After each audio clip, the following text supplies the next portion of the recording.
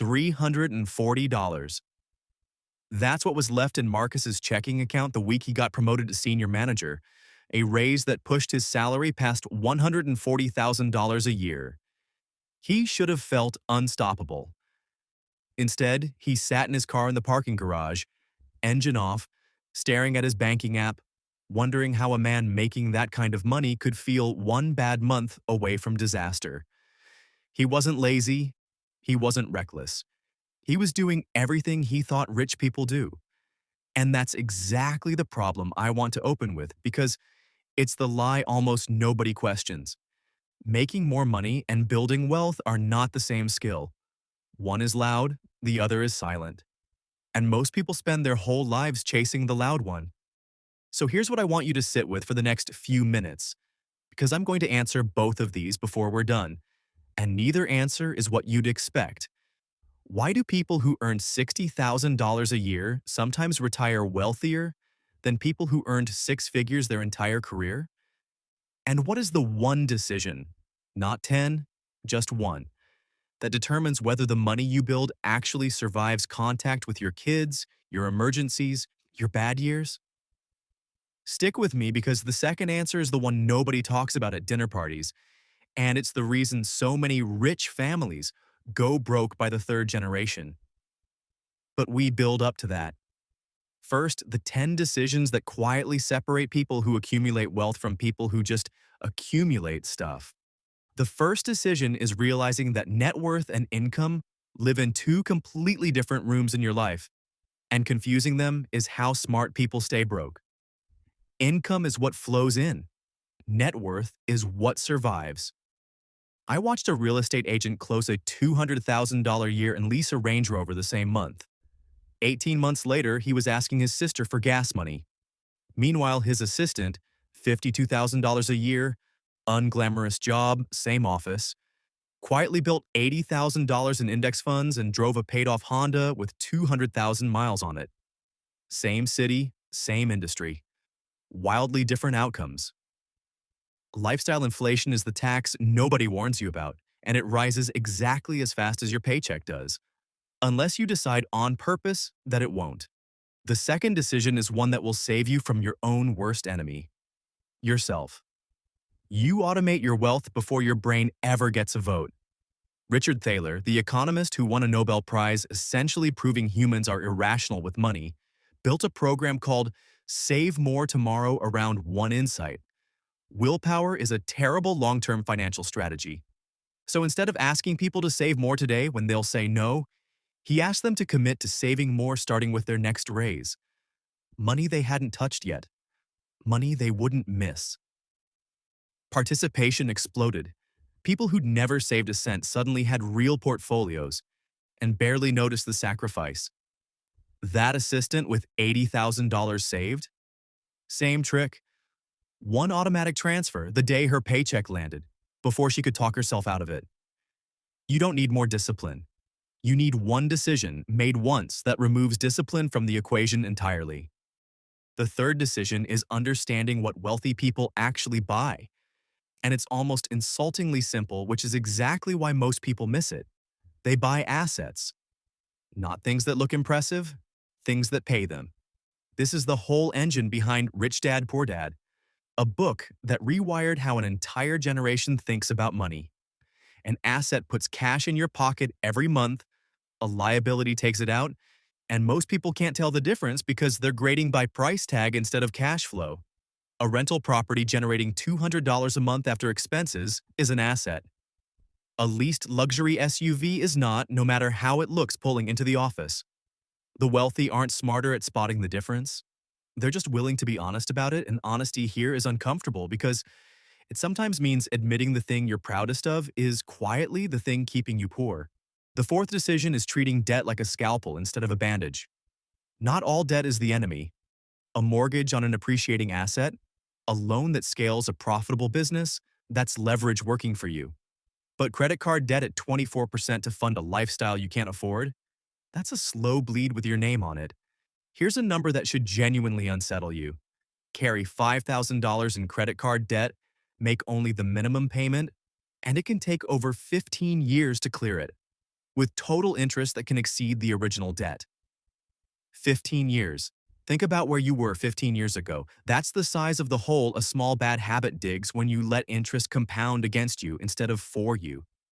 Here's your reward for staying this far because I promised you a reframe. And this is the one that hits people the hardest when it finally lands. Wealth isn't built by the size of your income. It's built by the size of the gap between what you earn and what you keep. And that gap is a decision you make every single month, not a number your employer decides for you. Marcus, sitting in that parking garage, he wasn't underpaid. He had a $4,200 gap problem. Every single month, invisible to him because it was spread across a car payment, a lease on furniture, and dinners he doesn't even remember eating. Close the gap, and average income turns into real wealth. Ignore the gap, and no raise will ever be big enough. The fifth decision is one people avoid because it feels almost rude to say out loud.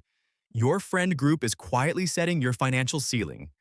Not because your friends are bad people, because humans calibrate normal based on the 5 or 6 people closest to them. And if everyone around you upgrades their car every 3 years, eats out 4 nights a week, and calls a 2-week vacation modest, your brain will start treating that as the baseline you're supposed to hit. I've watched two brothers raised in the exact same house end up in completely different financial universes by their late 30s. Not because one was smarter, but because one kept a college friend group that treated frugality as a joke, and the other found people who treated a paid-off house as a flex. Your bank account is downstream of your group chat. Choose it like it matters because it does. The sixth decision is understanding that time in the market beats timing the market, and I know you've heard that sentence 1,000 times, but almost nobody has felt the actual math behind it. A 25-year-old who invests $200 a month and stops entirely at 35 will, by pure compounding, often end up with more money at 65 than someone who starts at 35 and contributes the same amount every single month for 30 straight years. Same monthly amount, half the years invested, more money at the finish line.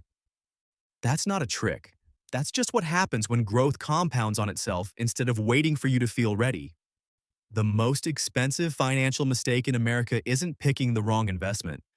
It's waiting for the right time to start, which, I promise you, never arrives on its own. The seventh decision is protecting the downside before you chase the upside. Everyone wants to talk about the investment that 10x'd. Nobody wants to talk about the emergency fund that quietly saves someone's entire portfolio from being liquidated at the worst possible moment. A friend of mine, a shopkeeper who built a small chain of 3 stores from a single rented unit, told me something I've never forgotten. I didn't get rich by being aggressive. I got rich by never once being forced to sell something valuable at a bad price. He kept 6 months of expenses in cash, untouched, boring, earning almost nothing. And it meant that when the pandemic hit and his revenue dropped 70% overnight, he didn't have to fire sale his inventory or his equipment. He waited it out. 2 years later, those same boring stores were worth triple. Cash isn't stupid. Cash is oxygen. You only notice it's missing when you're already suffocating. The eighth decision is one that took me the longest to actually believe.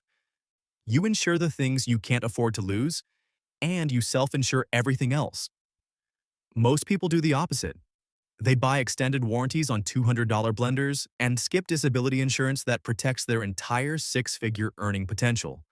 Your income over the next 30 years is probably worth more than every physical asset you own combined, your house included. Protect the thing generating the wealth, not just the wealth itself. The ninth decision is understanding taxes not as an enemy, but as a rule book you're allowed to read. Most people pay more in taxes than they need to simply because nobody ever taught them the difference between a tax-deferred account and a taxable one. And that single gap in knowledge can cost hundreds of thousands of dollars over a working lifetime. This isn't about loopholes for the ultra-rich. It's about understanding that a retirement account isn't a someday account. It's a legal discount on your future. And most people leave that discount sitting on the table their entire career because nobody made it feel urgent. And the 10th decision, the one I promised you at the very beginning, is the reframe that changes everything once it clicks.